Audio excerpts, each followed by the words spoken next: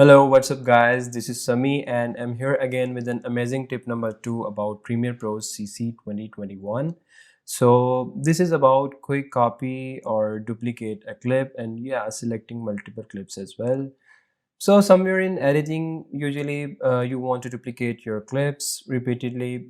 Usually you try to copy and paste like that, but here is an easy way to do this. What you have to do is you need to just select and drag your desired clip while holding Option button if you are on Mac or Alt button if you are on Windows. This will duplicate your clip.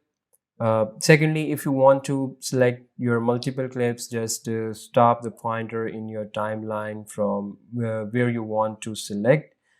Hit A on your keyboard and it will give a two arrow cursor that indicates the direction. Just click right after a pointer and boom, all stuff will be selected.